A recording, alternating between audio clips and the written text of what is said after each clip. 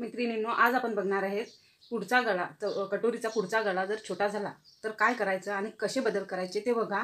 हा व्हिडिओ पूर्ण बघा, पूर्ण बघितल्याशिवाय तुम्हाला समजणार नाही।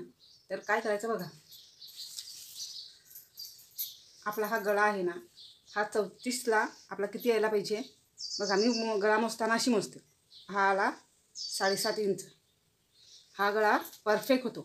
ह्याच्यापेक्षा जर कमी येत असेल तर आपण काय करायचं की 7 येत असेल, असा इथून 7 येत असेल, मी असाच मोजते, तेव्हा तुम्ही पण असाच मोजा। हे जर समजा 7 इंच आला तर अर्धा इंच वाढवण्यासाठी आपण काय करायचं ते बघा।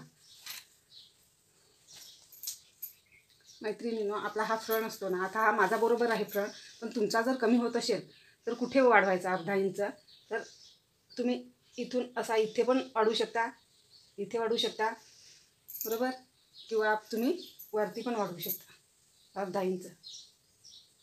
जेवढा पाहिजे तुम्हाला तेवढा वरती पण वाढवू शकता। पण वरती वाढवताना काय करायचं मैत्रिणींनो, आपला आता हा मुंडा किती आहे, हा मुंडा किती आहे तर 5.5 इंच। मग आपण वरती अर्धा इंच वाढवला, समजा ही शोल्डर ही वाढवली, तर मग आपण मुंडा इथून पकडायचा, जो अर्धा इंच वाढवला आहे तिथून पकडायचा, आणि हा मुंडा असा अर्धा इंच इकडे वरती करायचा बरोबर। मग ही मुंडा गोलाई देताना ही अशी द्यायची।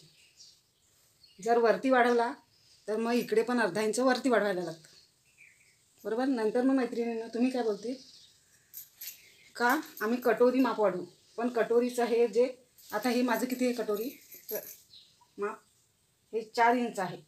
जर तुम्ही सांगतील का आम्ही कटोरी इकडे वाढवू आणि गळा वाढवू, तर तसं न करताना इकडे जर कटोरी वाढवली तर आपल्याला फिटिंगमध्ये प्रॉब्लेम येतात।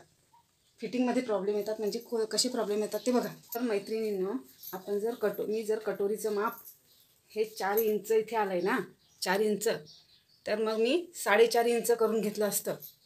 4.5 इंच इथून म्हणजे अर्धा इंच इथे एक्स्ट्रा वाढवलं असतं बरोबर, एक्स्ट्रा वाढवलं असतं।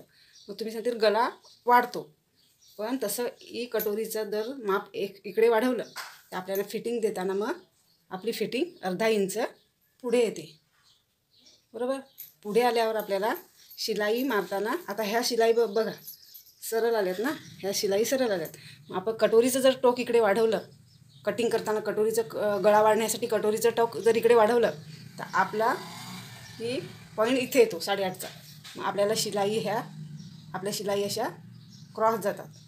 काही मैत्रिणींचं असे होत असेल त्यांनी लक्ष देऊ नये का, तर अशी क्रॉस जर आपली शिलाई गेली तर फिटिंगला व्यवस्थित बसत नाही, आणि आपला हा मुंडा 34ला शिलाई मार्जिन सोडून हा आपला 7 इंच मुंडा राहिला पाहिजे।